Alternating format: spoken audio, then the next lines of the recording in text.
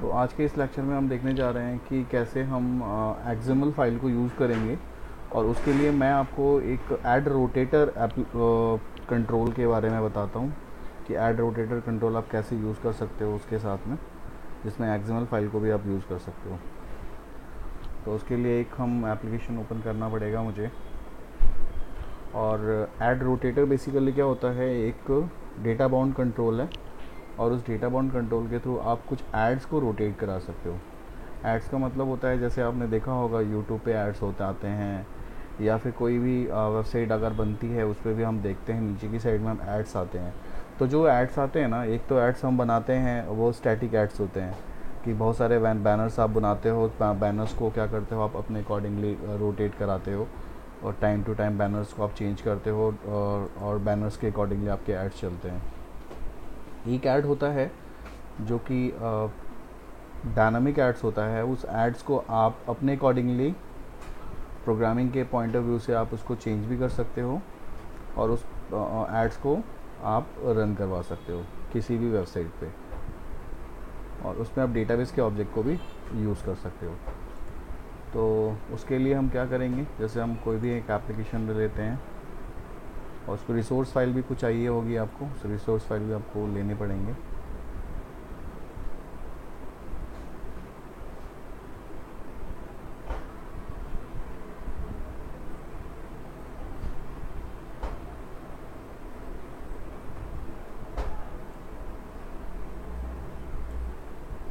कोई भी एक एप्लीकेशन ले लेते हैं।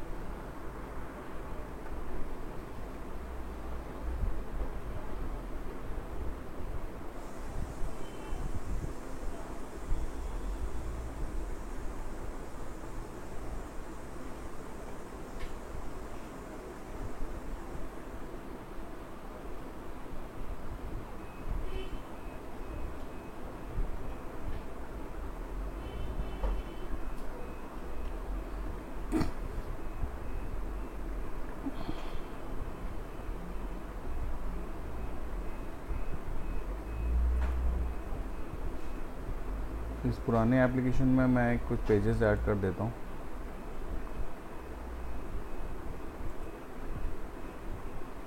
यहाँ से एक मैं न्यू आइटम ऐड कर रहा हूँ।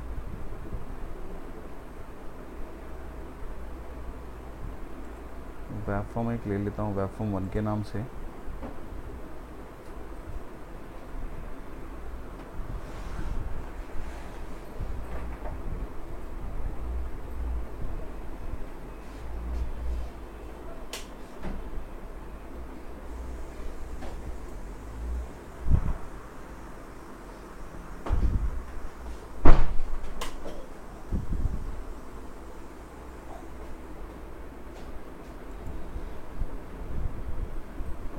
कुछ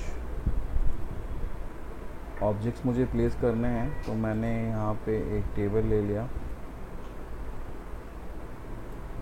जिसमें मुझे कुछ एड्स वगैरह ऐड कराने होंगे, और यहाँ मैं चाहता हूँ मेरे एड्स वगैरह रोटेट हों इस वाले डिव के अंदर में, जिसको मैं मॉडिफाई करके फिक्स कर लेता हूँ। यहाँ मुझे एड्स रोटेट कराने हैं, तो ऐड रोटेट कराने के लिए आपको एक कंट्रोल की ज़रूरत पड़ेगी जिसका नाम है ऐड रोटेटर। आप यहाँ से जाके ऐड रोटेटर को सर्च कर सकते हो। ये ऐड रोटेटर कंट्रोल है, मैंने डबल क्लिक किया, ये प्लेस हो गया यहाँ पे। अब ये एड्स को दिखाएगा, और एड्स बेसिकली एड्स का जो सोर्स होगा ना वो एक्सएमएल फाइल हो सकता है।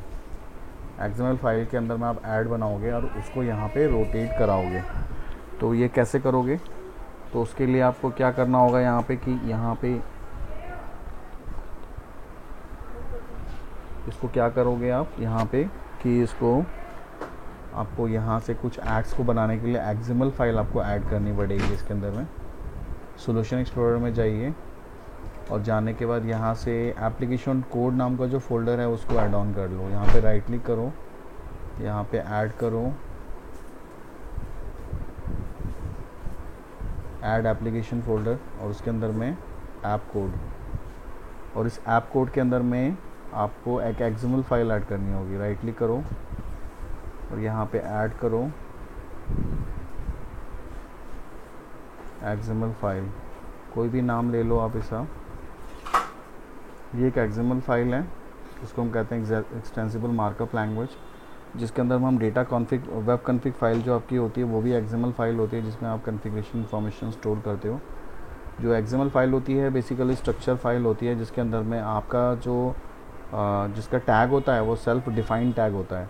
अगर कोई भी टैग आप डिक्लेयर करोगे तो उसके अकॉर्डिंगली आपका सेल्फ डिफाइंड टैग होता है। बताओ एक्सएमएल का सर स्टैंड क्या होता है, उसका फुल फॉर्म क्या है? Extensible markup language.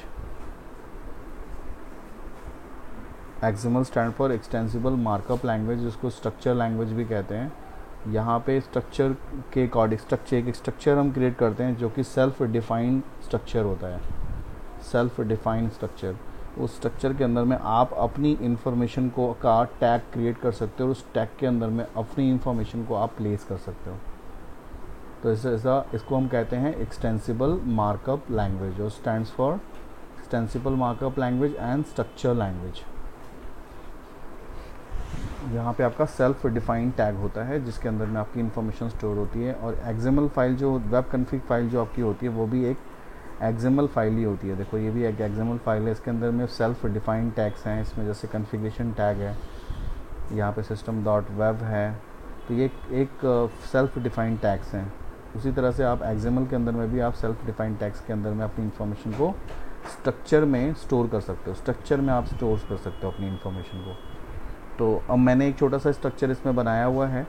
स्ट्रक्चर को बनाने के लिए और जो भी आपकी इन्फॉर्मेशन है उसको आपको डिस्प्ले कराने के लिए ना आपको कुछ इन्फॉर्मेशन साइट से आपको डाउनलोड करनी पड़ेगी, जैसे कि जिसके बिहाफ पे आप चाहते हो कि आपकी इन्फॉर्मेशन जो है ना वो वहाँ पे शो हो। तो आपको यहाँ पे मैं कुछ रिसोर्स फाइल बैनर्स वगैरह डाउनलोड कर लेता हूँ।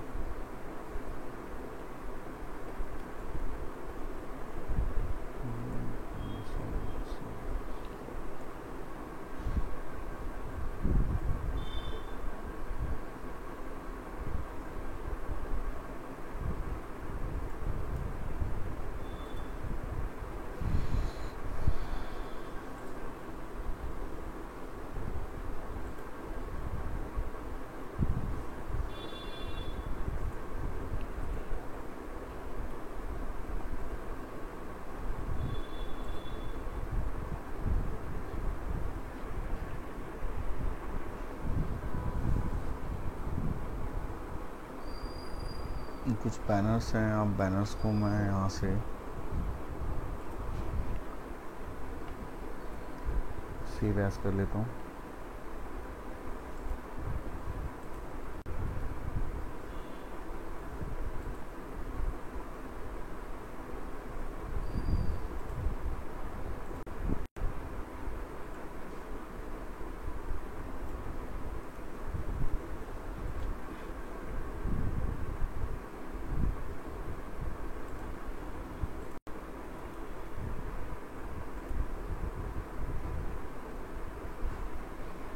मैंने कुछ 4 बैनर्स ले लिए।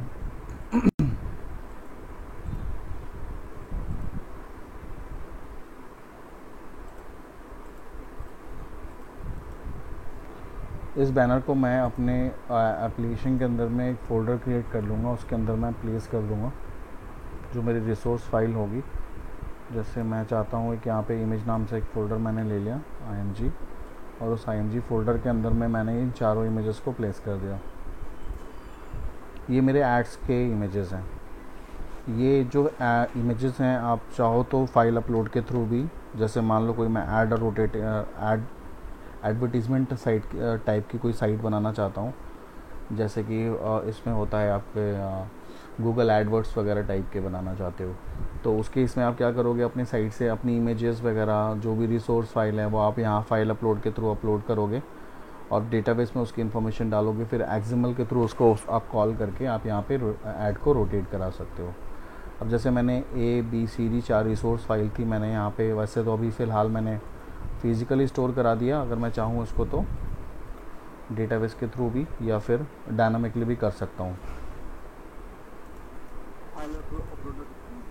हाँ, फिर हमें क्या करना होता है, कुछ एक्सएमएल फाइल्स होती हैं, एक्सएमएल फाइल की कुछ टैग्स होते हैं, वो आपको यहाँ पे प्लेस करना होगा।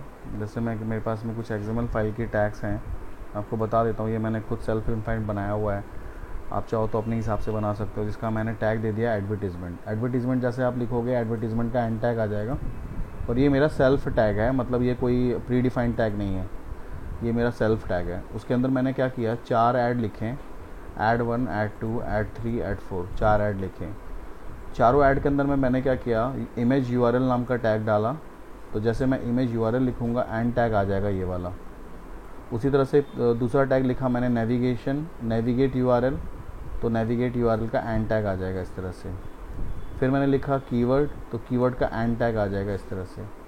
फिर मैंने लिखा ऑल्टरनेट टेक्स्ट, फिर ऑल्टरनेट टेक्स्ट का एंड टैग आ जाएगा इस तरह से। उसी तरह से मेरे 4 टैग्स मैंने लिए हैं, और चारों टैग के अंदर हम क्या करेंगे, यहाँ पे इमेज का जो पाथ है, एड्रेस है, वो उसको मैं डिफाइन करा दूंगा मैं। अल्टरनेट टेक्स्ट इसलिए यूज किया सर? ऑल्टरनेट टेक्स्ट इसके लिए है, जब इमेज शो करेगा और इमेज के जगह पे अगर यूज़र माउस का पॉइंटर रखता है, तो वो वहाँ पे ऑल्टरनेट इमेज की जगह पे ऑल्टरनेट टेक्स्ट वहाँ पे शो करेगा।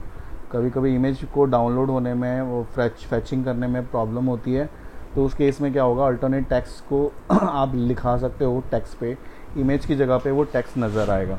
जैसे लास्ट क्लास में भी मैंने आपको बताया था, क्या बताया था लास्ट क्लास में, मैंने तुम्हें कुछ कराया था, उसमें अल्टर लिखा था, ALTR alter text, ALTR alter text, तो वहाँ पे देखा होगा, हाँ वो मैंने बताया था तुम्हें, वो अपडेट प्रोग्रेस के अंदर में अल्टर टेक्स्ट करके लिखवाया था ना, जिसके अंदर में इमेज की जगह पे वहाँ लिखा हुआ आ रहा था प्लीज़ वेट, इमेज भी शो हो रही थी और साथ में उसका टेक्स्ट शो हो रहा था प्लीज़ वेट। तो एक तरह से वो टेक्स्ट होता है, अगर वो किसी केस में अगर वो इमेज आपकी लोड नहीं हो पा रही है, या किसी केस में आपकी इन्फॉर्मेशन अगर डिस्प्ले नहीं हो पा रही है, या फिर आप उस पर क्लिक करते हो, तो वो जो टेक्स्ट नज़र आता है वो अल्टरनेट टेक्स्ट होता है। कीवर्ड का मतलब होता है कि अब जैसे इस कीवर्ड के बिहाफ पे ही वो फैच में आता है। जैसे कि मान लो मेरे पास में ये 4 ऐड हैं, इन चारों ऐड के अंदर में मैंने इसका नाम दिया है गूगल, इसका नाम दिया है गूगल, इसका नाम दिया है जीमेल, और इसका नाम दिया है जीएम। मान लो ये मेरे क्लाइंट्स हैं, मैं चाहता हूँ कि गूगल वाले क्लाइंट्स का ही ऐड शो हो, तो मैं कीवर्ड में जाके सेट कर दूंगा गूगल, तो सिर्फ गूगल जहाँ पे कीवर्ड लिखा होगा सिर्फ उसी के ऐड को चलाएगा ये। अगर मैं यहाँ पे जीमेल लिखूंगा तो सिर्फ जीमेल के ऐड को ही चलाएगा वो, दूसरे ऐड को नहीं चलाएगा। ठीक है, तो आपको क्या करना है, यहाँ से पहले तो इमेजेस वगैरह जो है वो सेट कर लो।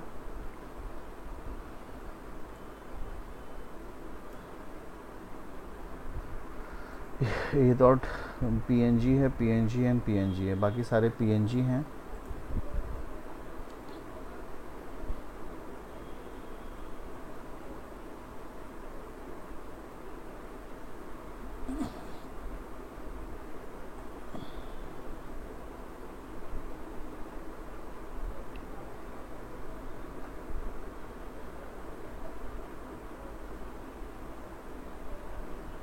ये 4 इमेजेस मैंने ले लिए, और ऑल्टरनेट टेक्स्ट आप कुछ भी ले सकते हो, जैसे कि फर्स्ट वाला था लाइक कुछ भी एकेडमी है, कुछ भी नाम डाल सकते हो, मतलब एक उसके अकॉर्डिंगली शो होगा जो आपके इमेजेस हैं उसके हिसाब से। इसमें इम्प्रेशन भी आता है, इम्प्रेशन में मतलब फर्स्ट में आप किसको शो कराना चाहते हो, एक इम्प्रेशन भी आता है इसके अंदर में। तो फ़िलहाल तो मैं ये चेक कराना चाहता हूँ कि मेरी एड्स वगैरह जो है वो कैसे रोटेट हो रही है।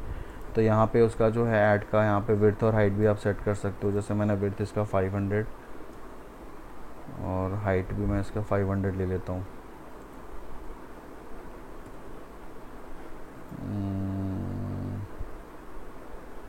1000 ले लेते हैं, sorry, height 500 and width 1000।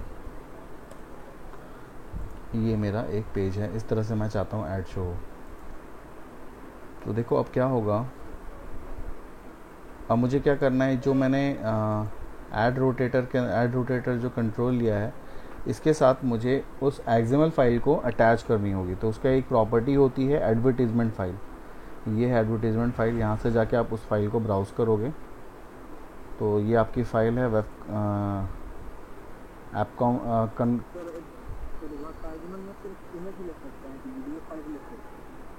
Advertisement में सिर्फ एक्सएमएल फाइल ले सकते हो आप। एक्सएमएल फाइल होती है, एक्सएमएल नहीं, वो चीज़ नहीं है। वो ये वो चीज़ नहीं है। यहाँ पे तुम जो है ये एडवर्टीज़मेंट के अंदर में तुम सिर्फ और सिर्फ एक्सएमएल फाइल को अटैच कर सकते हो, डेटाबेस रिसोर्स फाइल को कर सकते हो। एडवर्टीज़मेंट फाइल सिर्फ एक्सएमएल फाइल ही बेसिकली होती है, उस फाइल को तुम यहाँ पे अटैच कर सकते हो। ये मैंने अटैच कर दिया, एडवर्टीज़मेंट फाइल को ही अटैच करवाता है, ये दूसरे एक्सटेंशन को एक में अटैच नहीं करेगा। और ये वेब कॉन्फ़िग फाइल तुम्हारी यहाँ पे है, इस पर राइट क्लिक करके मैं इसको करता हूँ सेट एज स्टार्ट पेज और मैं इसे यहाँ से रन कराता हूँ। तो अब देखोगे कि जो मेरा पेज है उस पेज के अंदर में मेरा ऐड जो है वो आएगा, और ऐड जो शो होगा आपको वो आपके पेज के रिफ़्रेश पे चारों ऐड्स शो होंगे।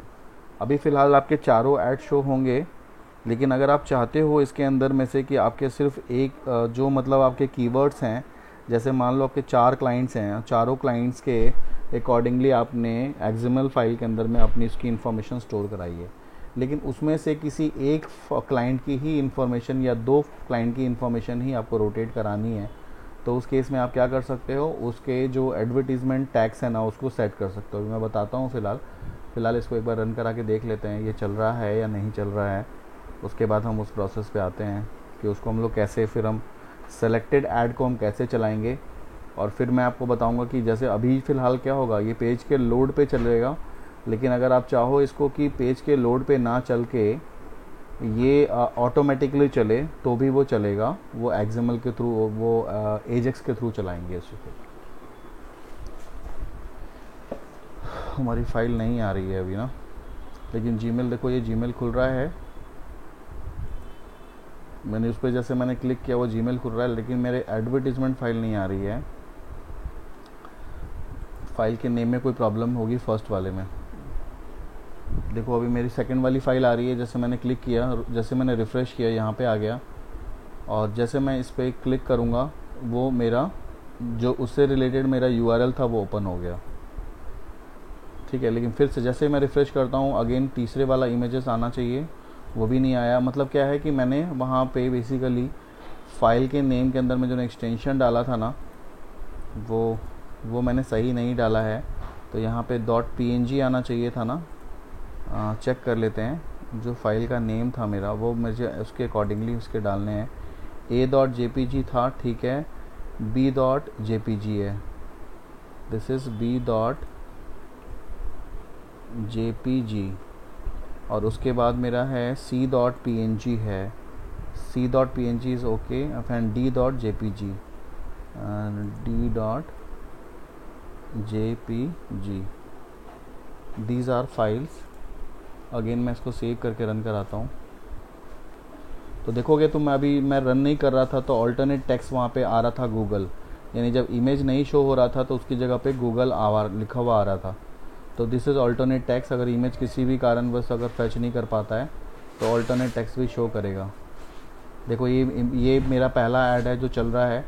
यूज़र अगर मान लो ये ऐड हो सकता है, GIF भी हो सकता है, मतलब ऑटोमेटिकली जो ऑटो रन करता है, जो GIF इमेजेस टाइप की बनाते हैं हम, उस तरह का भी एड्स हो सकता है। ये कोई वीडियो फाइल भी हो सकती है। ये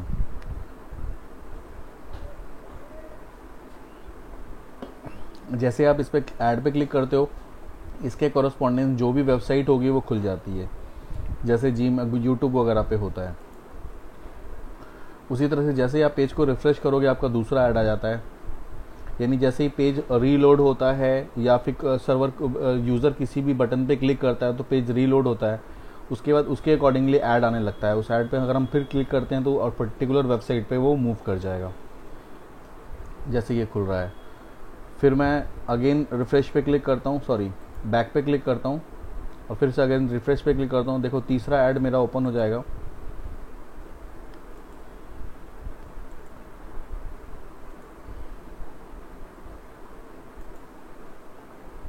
उसी तरह से मैं फिर क्लिक करता हूँ, तो ये 4 मेरे एड्स हैं, चारों एड्स पे 4 तरह की वेबसाइट्स आपकी ओपन हो रही है। लेकिन इसमें से मैं चाहता हूँ कि पर्टिकुलर सिर्फ क्या हो कि कुछ ऐड्स चलें, लेकिन मेरे को 2 मैं चाहता हूँ सिर्फ एक ही चले या 2 चले, तो मैंने उसके लिए कीवर्ड सेट किया हुआ है। तो मुझे क्या करना है, जैसे यहाँ पे मेरे 2 कीवर्ड हैं, यानी 2 क्लाइंट्स के कीवर्ड है। एक क्लाइंट मेरा है गूगल और एक क्लाइंट मेरा है जीमेल। तो मैं चाहता हूँ कि गूगल वाले या जीमेल वाले का ही चले, तो मैंने जीमेल वाला जो कीवर्ड है वो मुझे डालना होगा ऐड रोटेट में। तो मैं यहाँ पे अगेन डिज़ाइन में आ जाता हूँ, मैं इस रोटेशन वाले पे क्लिक करूँगा, ऐड रोटेटर कंट्रोल पे, इसकी प्रॉपर्टी में जाएंगे और जाने के बाद यहाँ पे क्या करेंगे, कीवर्ड फ़िल्टर जो है ना प्रॉपर्टी, उसके अंदर आपको उस कीवर्ड को लिखना है जो कि आप चाहते हो जिसके थ्रू वो चले, जो ऐड आप चलाना चाहते हो। मैं चाहता हूँ जीमेल, तो यहाँ पे मैंने कीवर्ड फ़िल्टर में क्या कर दिया, जीमेल कर दिया। तो मेरा जो ऐड के अंदर एक्सएमएल फाइल के अंदर जो ऐड होगा जिसके कीवर्ड जीमेल है, यानी ये वाला ऐड और ये वाला ऐड, ये दो ही ऐड चलेंगे अब बाकी ये वाले दोनों ऐड नहीं चलेंगे, जो गूगल वाले ऐड थे वो नहीं चलेंगे, सिर्फ जीमेल वाले ऐड चलेंगे।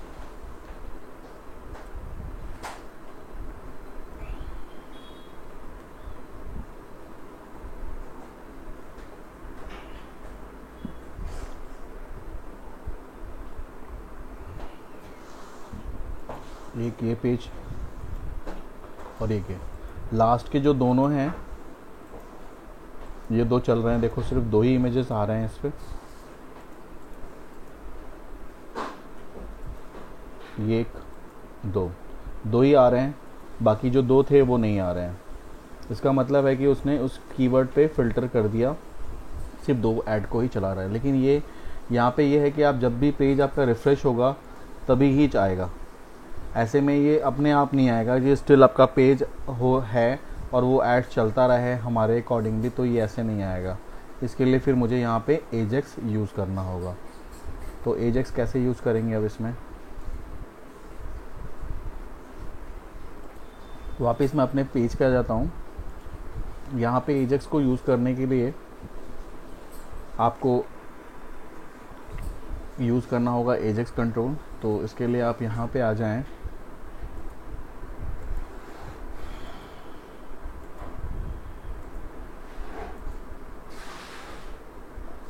एजेक्स में आ जाए। एजेक्स में आने के बाद आपको पता है कि अगर आपको एजेक्स यूज़ करना है तो आपको सबसे पहले स्क्रिप्ट मैनेजर लेना होगा।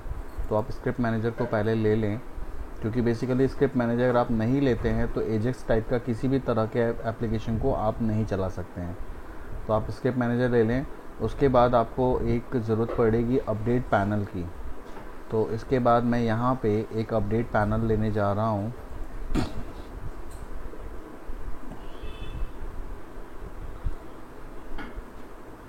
मैं यहाँ पे एक अपडेट पैनल ले रहा हूँ, इस टैग के नीचे यानी इस डिव के नीचे मैं एक अपडेट पैनल लेने जा रहा हूँ।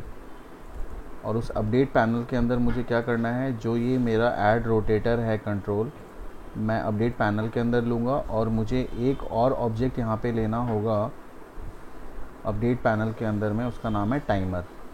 तो मैं एक टाइमर ऑब्जेक्ट को लेता हूँ उसके अंदर में, और टाइमर के अंदर मतलब अपडेट पैनल के अंदर ही मुझे क्या करना होगा, जो मेरा ऐड रोटेटर कंट्रोल है इसे भी आपको ड्रैग करके यहाँ पे ड्रॉप करना होगा इनसाइड द अपडेट पैनल।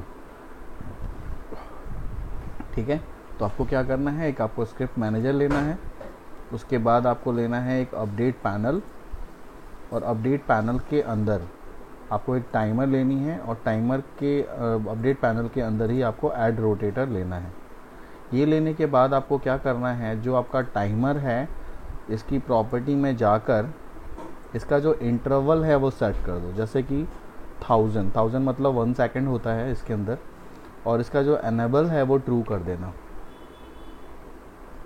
ठीक है, टाइमर को 1000 कर देना, एनेबल को ट्रू कर देना। उसके बाद जो अपडेट पैनल आपका है, इस पैनल में जाओ या अपडेट पैनल को सिलेक्ट करो, और इस अपडेट पैनल के अंदर इसकी प्रॉपर्टी में जाओ, और प्रॉपर्टी में जाने के बाद यहाँ पे आपको ट्रिगर मिलेगा अपडेट पैनल के अंदर में, प्रॉपर्टी में ट्रिगर। इस ट्रिगर के अंदर में जाइए, यहाँ पे आपको कलेक्शन दिख रहा है, इस पर क्लिक करो और यहाँ से ऐड करो। यहाँ से ऐड करने के बाद देखो यहाँ पे दो चीज़ें आपको दिखेंगी, एक तो दिखेगा कंट्रोल आईडी और इवेंट। कंट्रोल आईडी के अंदर में ना आपको सेलेक्ट करना है टाइमर 1, और जो इवेंट होगा उसके अंदर में इवेंट को क्लिक करना है, इवेंट के अंदर आपको सेलेक्ट करना है टिक। अब मैंने यहाँ पे क्या किया है कि जो मेरा ट्रिगर है, बेसिकली मैंने जो ट्रिगर ऐड किया है वो किसका ट्रिगर ऐड किया है, अपडेट पैनल का। मैं चाहता हूँ कि मेरी जो इन्फॉर्मेशन हो ना वो अपडेट हो जाए टाइमर के अकॉर्डिंगली। जो कंट्रोल आईडी है वो टाइमर है, तो टाइमर के अकॉर्डिंगली हो जाए और टाइमर के टिक पे हो जाए। और टाइमर का जो टिक है वो कितने पे वो इंटरवल हो रहा है, तो 1000, बिकॉज हमने 1000 पे उसका इंटरवल सेट किया है। यानी कि after 1 second the update panel will automatically refresh.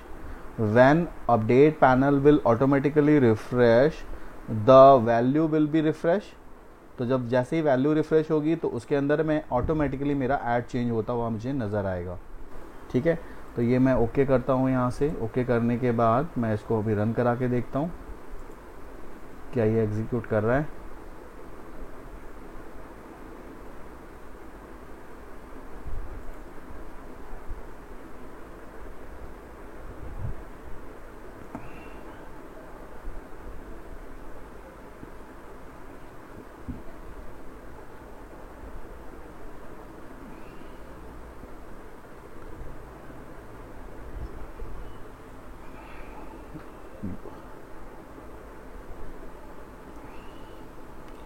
और मेरे दो ही यहाँ पे टैग लगे हुए हैं, इसलिए मेरा दोनों ऐड विदाउट पेज के रिफ्लेक्शिंग पे, यानी मैं पेज में आपको रिफ़्रेश नहीं कर रहा हूँ, वो ऑटो रोटेट हो रहा है 1 सेकेंड पे, क्योंकि मैंने 1 सेकेंड इंटरवल डाला हुआ है। और मैं अगर चाहूँगा कि हाँ मैं अपने कीवर्ड्स को हटा दूँ तो मैं अपने कीवर्ड्स को हटा दूँगा अगर, तो मेरे चारों एड्स चलेंगे। यहाँ मैं कीवर्ड फ़िल्टर में यहाँ पे मैंने हटा दिया इसे, और मैंने इंटरवल में मैंने 2000 कर दिया 2 सेकंड के लिए।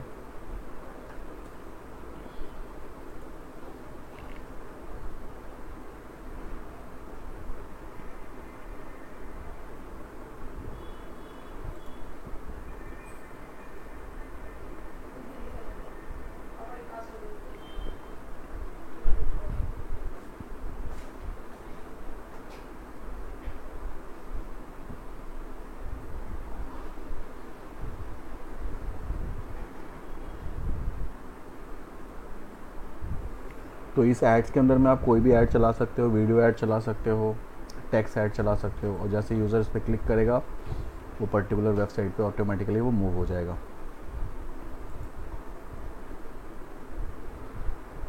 तो this is called add rotator, जिसको हम लोगों ने एक्सएमएल फाइल के थ्रू कॉल किया है। कोई डाउट है इसके अंदर में आपको? हाँ सर।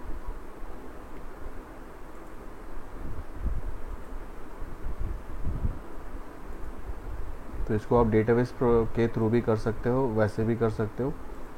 ये आपको विदाउट एजेक्स भी आप कर सकते हो, विदाउट एजेक्स भी कर सकते हो आप इसे। ठीक है, तो मैं इसे स्टॉप करता हूँ अभी फ़िलहाल।